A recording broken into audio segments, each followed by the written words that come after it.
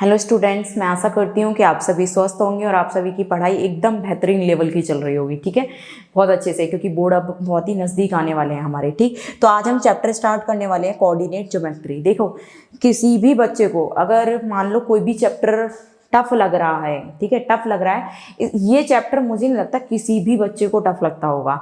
हर बच्चा इसको कर लेता होगा, इससे इजी कुछ है ही नहीं। जो भी मैंने आपके सामने बोर्ड पर लिखा हुआ है पीछे, जो इतना जिसको आता है वो मतलब इस चैप्टर को पूरा कर जाएगा। कैसा भी क्वेश्चन बन के आ जाए, कुछ भी आ जाए, सब कुछ कर सकते हो आप। ठीक है, थोड़ा सा देखो, इसको समझाने से पहले मैं थोड़ा सा लिंक आपको 9th क्लास से लेके चलती हूँ। देखिए, क्या कोऑर्डिनेट सिस्टम अगर हम वहां पढ़ते थे तो 2 एक्सिस होती थी हमारी। क्या होती थी? 2 एक्सिस। ये मैं आपको बाद में समझाऊंगी, पहले से थोड़ा सा 9th क्लास से समझ लेते हैं। वो हालांकि कभी कभी क्वेश्चंस में यूज होगा, इसलिए देखो, ये आपकी हॉरिजॉन्टल एक्सिस जो होती थी that is called x axis, और जो वाई एक्सिस जो होती थी इसको हम वर्टिकल एक्सिस बोलते थे। क्या बोलते थे? Vertical axis. ये आपका ओरिजिन पॉइंट होता है जहां एक्स एक्सिस और वाई एक्सिस दोनों इंटरसेक्ट करती हैं। ठीक, अब ये जो 4 पार्ट्स आपको नजर आ रहे हैं, इनको हम क्वाड्रेंट बोलते थे। First quadrant, second quadrant, third quadrant and fourth quadrant. ये सब आप 9th क्लास में पढ़ चुके हो, सिर्फ मैं लिंक करा रही हूँ चीजों को, इसलिए दोबारा बता रही हूँ। देखा जाए तो एक्स एक्सिस इधर पॉजिटिव होता है, वाई पॉजिटिव होता है, तो इसका मतलब इधर के जो कोऑर्डिनेट है पॉजिटिव पॉजिटिव। ठीक है, कई बार क्वेश्चन क्वाड्रेंट से भी आ जाता है, इसलिए बता दे रही हूँ ये मैं। ठीक, मतलब इस कोऑर्डिनेट सिस्टम से। अब देखिए, एक्स एक्सिस इधर नेगेटिव है, वाई इधर पॉजिटिव है, इसलिए नेगेटिव पॉजिटिव इधर की जो वैल्यूज आएंगी। थर्ड क्वाड्रेंट में ये एक्स भी नेगेटिव, वाई भी नेगेटिव, इसलिए नेगेटिव कॉमा नेगेटिव। यहाँ जितने भी वैल्यूज आएंगी थर्ड क्वाड्रेंट में वो नेगेटिव नेगेटिव क्वाड्रेंट आते हैं। अब देखो, यहाँ पर कोऑर्डिनेट कैसा आएगा? फोर्थ क्वाड्रेंट में। फोर्थ क्वाड्रेंट में आप देखेंगे तो एक्स तो आपका पॉजिटिव है, बट वाई क्या है? नेगेटिव। तो पॉजिटिव कॉमा नेगेटिव। तो इस तरीके से ये आपको 9th क्लास में बताया जा चुका है। बच्चे इसको लर्न कर, मतलब रट्टाफिकेशन करते हैं, पॉजिटिव पॉजिटिव, नेगेटिव पॉजिटिव। इसका एक लॉजिक होता है, इसलिए पॉजिटिव है क्योंकि वाई और एक्स एक्सिस दोनों ही फर्स्ट क्वाड्रेंट में पॉजिटिव पॉजिटिव होते हैं। यहाँ पर एक्स नेगेटिव है, वाई पॉजिटिव है, यहाँ दोनों ही नेगेटिव है, और यहाँ पर एक्स पॉजिटिव है, वाई नेगेटिव है। इस लॉजिक होता है इसके पीछे, रटना नहीं होता चीजों को मैथ्स में कभी भी।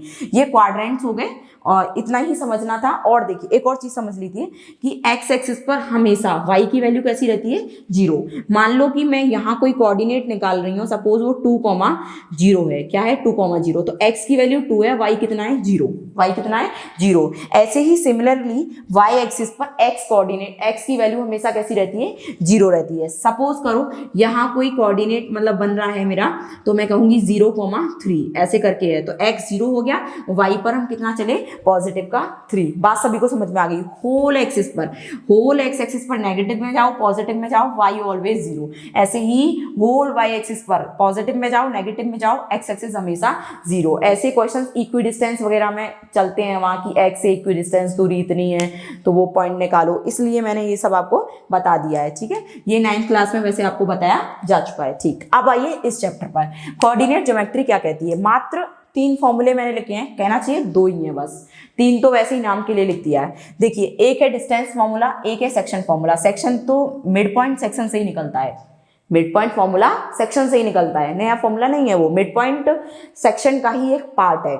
अब देखिए, डिस्टेंस क्या होती है, डिस्टेंस फॉर्मूला कैसे निकलता है? देखो, अगर ये जो मतलब हमारी जो भी लेंथ है इस लाइन की, वो लेंथ निकालना चाहते हैं हम, तो यहाँ पर पी क्यू निकालेंगे। अब इसका मुझे कोऑर्डिनेट्स गिवन है x1 y1, इसके भी मुझे कोऑर्डिनेट गिवन है x2 y2। तो ये फॉर्मूला होता है √x2 - x1 का whole square plus y2 - y1 का होल स्क्वायर। देखो, कभी कभी क्वेश्चंस में इस तरीके से भी होता है, तो इसका मतलब ये है कि मतलब स्क्वायर रूट के अंदर वैल्यू कभी भी नेगेटिव नहीं आ सकती, वो पॉजिटिव आएगी, इसलिए हम इसके सामने मॉड लगा देते हैं। मॉड के बारे में हम 11th क्लास में पढ़ोगे अगर आपने मैथमेटिक्स ली तो। ठीक है, अगर आप इसको ऐसे लिखो और इसको ऐसे भी लिख सकते हो, कोई दिक्कत नहीं है, आगे पीछे लिख दो, मतलब x1 - x2 का होल स्क्वायर और प्लस y1 - y2 का होल स्क्वायर। दोनों ही फॉर्मूले एकदम करेक्ट है, या तो 1 को पहले लिख दो या 2 को। यहाँ मैंने 2 को पहले लिख दिया, मुझे ये थोड़ा ठीक लगता है इसलिए मैं यही वाला यूज करती हूँ। आगे बात समझ में? तो ये फॉर्मूला है। क्या फॉर्मूला है कि सेकंड फर्स्ट मतलब x2 में से x1 को माइनस करो उसका होल स्क्वायर, प्लस y2 में से y1 को माइनस करो उसका होल स्क्वायर। तो ये डिस्टेंस फॉर्मूला है, और डिस्टेंस कभी भी आपकी नेगेटिव नहीं आ सकती, इसलिए मैंने मॉड लगा दिया है। ठीक, अब देखिए, नोट लिखा है मैंने कुछ, नोट देखो क्या लिखा है। The distance of a point X Y from origin, मतलब ओरिजिन से कभी भी डिस्टेंस निकालने को आ जाए। अभी क्वेश्चंस में बताऊंगी, वैसे देखो बता देती हूँ। जैसे कोई ओरिजिन पॉइंट 0,0 है, यहाँ से यहाँ कोई कोऑर्डिनेट है, ऐसे 3,4 इसके कोऑर्डिनेट्स दे रखे हैं, ठीक है।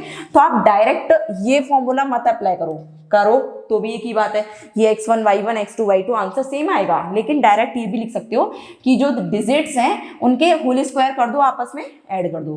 तो इसका मतलब क्या हो जाएगा, 3 स्क्वायर प्लस 4 स्क्वायर, तो ये कितना आ जाएगा 9 प्लस 16, तो कितनी आ जाएगी भाई 5 आ जाएगी, 25 आएगा ना। 25 स्क्वायर रूट किसका होता है 5 का। आगे बात सभी को समझ में, तो ये वहां यूज होगा, तो ये आपको पता होना चाहिए। डायरेक्ट ओरिजिन से डिस्टेंस का formula under root X square plus Y square direct होता है।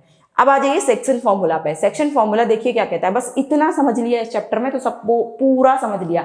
इस चैप्टर का इंट्रो बहुत छोटा सा है, एरिया ऑफ ट्राइंगल था वो आपके सिलेबस में से हटा दिया गया है। देखिए नेक्स्ट क्या है section formula, coordinate of a point X Y which divide the line segment by joining the point this. ठीक है, देखो मैं समझाती हूँ क्या है। आपके पास सपोज करो एक PQ लाइन है, क्या है PQ लाइन है। P के जो कोऑर्डिनेट्स हैं x1 y1 है, Q के जो कोऑर्डिनेट्स हैं x2 y2 है।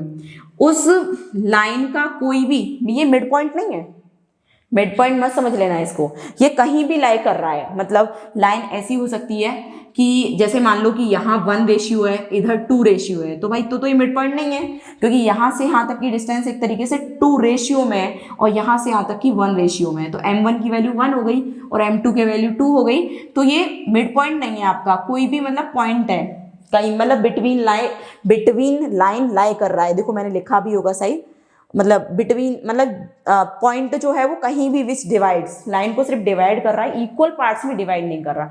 इक्वल पार्ट्स में डिवाइड करता तो आप इसको मिड पॉइंट बोलते, अदरवाइज आप इसको मिड पॉइंट नहीं बोल सकते।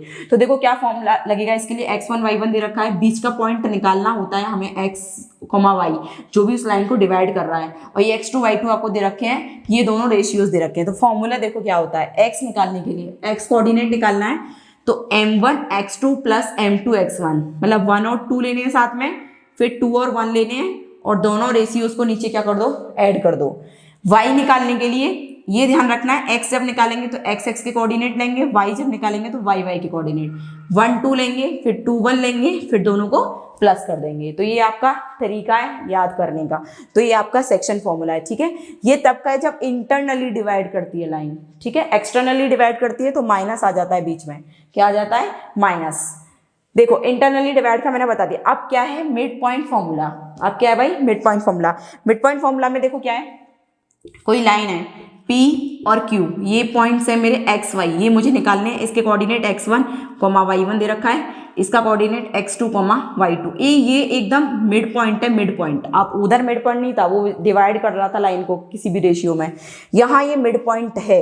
मिड पॉइंट का मतलब अगर मान लो रेशियो यहाँ 2 है तो यहाँ भी 2 है, 3 है तो 3 है, 4 है तो 4 है, 1 है तो 1 है, मतलब जो भी है इक्वल क्वांटिटी में है। कहने का मतलब ये है इक्वल नंबर है दोनों तरफ, तो उसको हम मिड पॉइंट बोलेंगे। तो उसका डायरेक्ट फॉर्मूला होता है, m का कोई मतलब नहीं होता वहां पर, x1 plus x2 divided by 2, y1 plus y2 divided by 2। तो आप डायरेक्ट इनको याद कर सकते हो जब मिड पॉइंट फॉर्मूला आप निकालोगे। आगे बात समझ में। वैसे अगर मैं आपको बताऊं थोड़ा सा सिंपल वे में कि मिड पॉइंट फॉर्मूला है तो दोनों रेशियोज को 1 1 ले लो, क्या क्या ले लो 1 1 इक्वल।